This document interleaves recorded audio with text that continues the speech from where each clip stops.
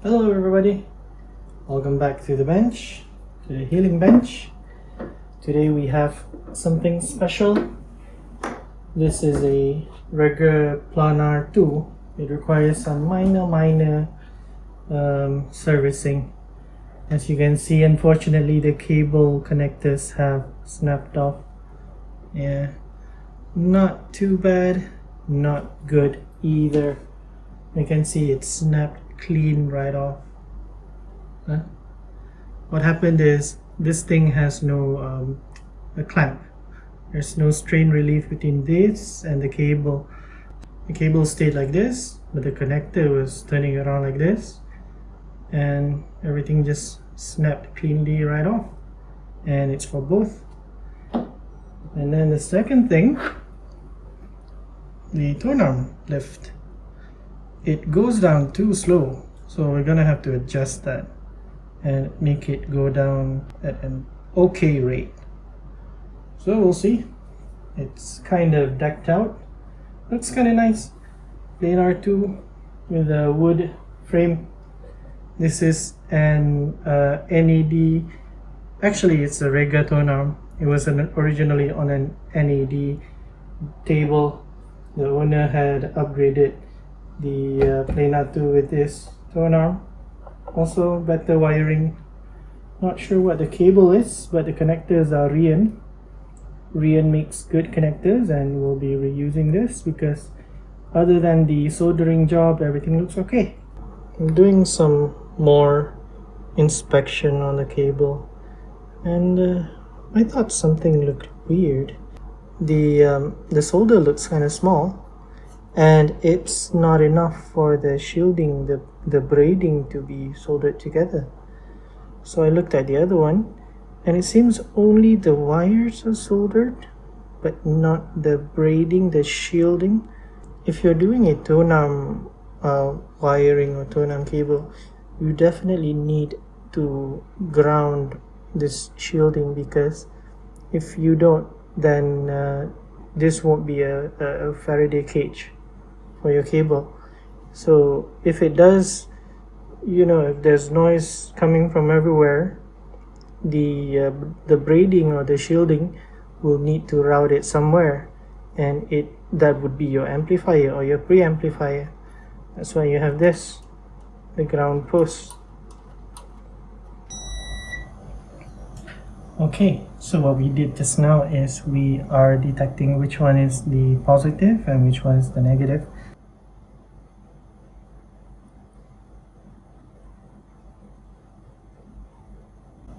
Well, it did not buzz or hum at all previously.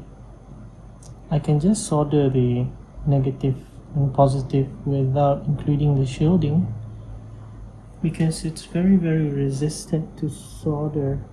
Let me just take one or a few.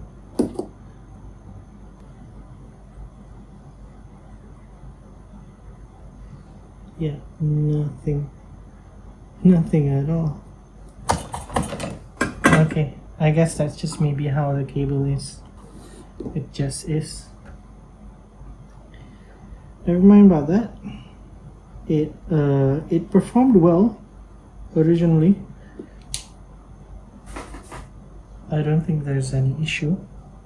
Oh, and also I got some strain reliefs for the Rian cable. I'm not sure why they took it out from this one.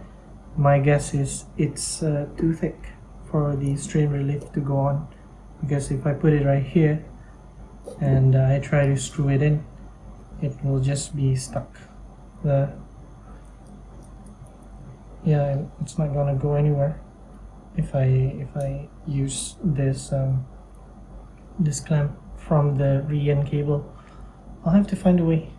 We'll see.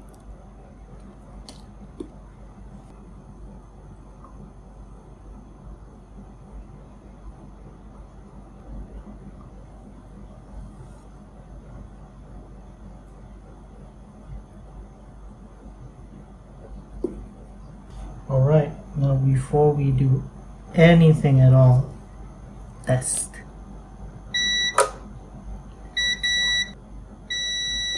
Hi Salem. Okay, let me help. Okay, so what we can do is I have this extra strain relief and we're just gonna, okay.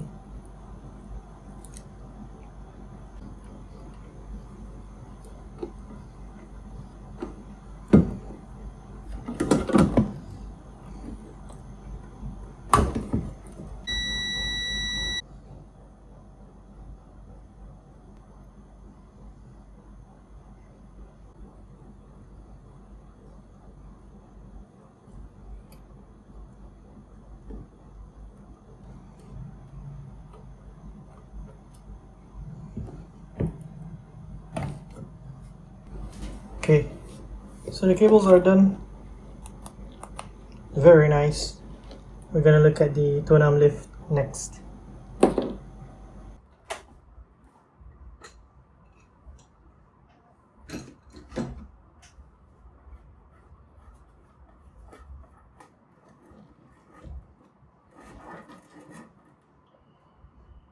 This is the Tonearm lift and it's kind of stuck. What it does is when you lower it, it goes down very, very, very slow. Out. All the way.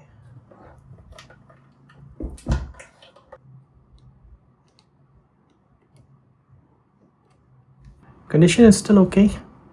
Rubber is still soft and supple.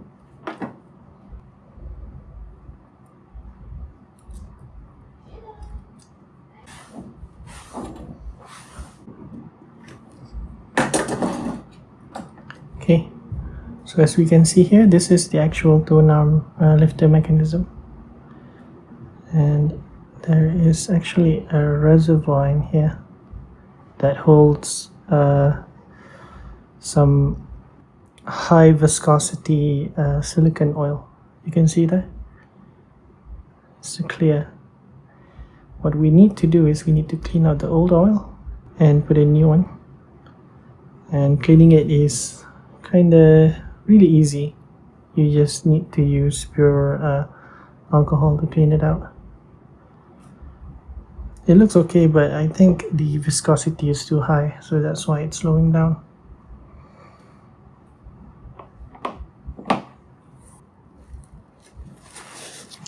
I've done this a bunch of times, but it never gets easy.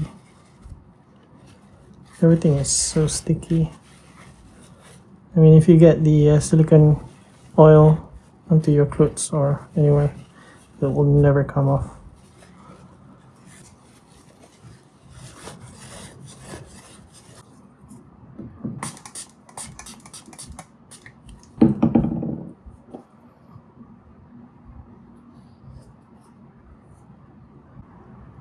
See, without the silicone oil, if we lower it, it will just go down immediately. What the silicone oil does is it slows down the rate of descent, and it allows you to lower the actual stylus onto the record much more gracefully and carefully. Okay, now what I have here are the actual silicone oil. The specification is 300,000 centistoke. Okay, what we need to do is you can see there's this groove here, right? We'll just put it in the groove.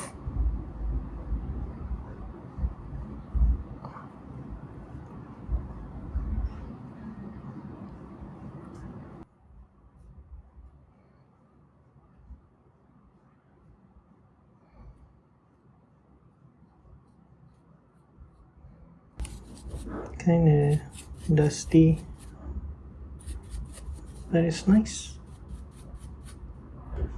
So now we're gonna put it back in the same way we took it out. There is a notch here, sorry, there's an index here and there is a notch here, and they need to go together like that.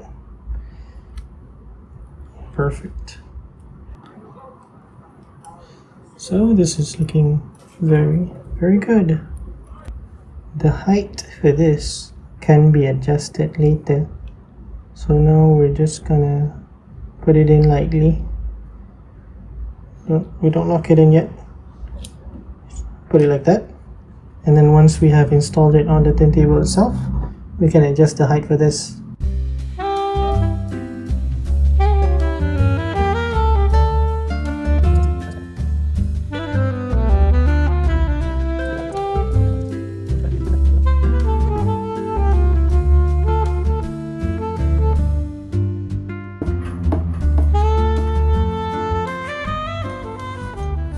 Make sure nothing moved.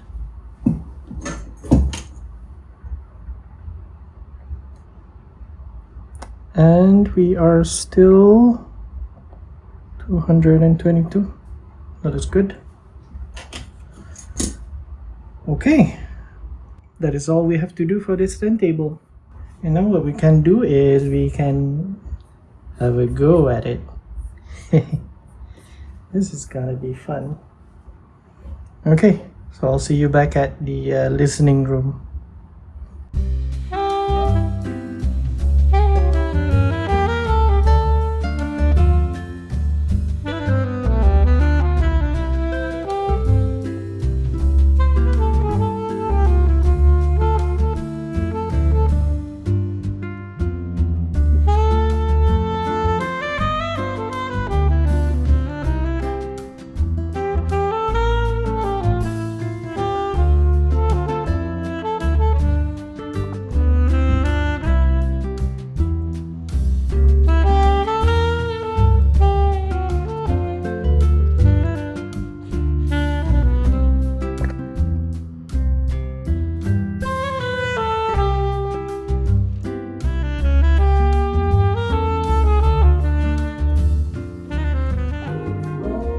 So guys, the turntable is back together again.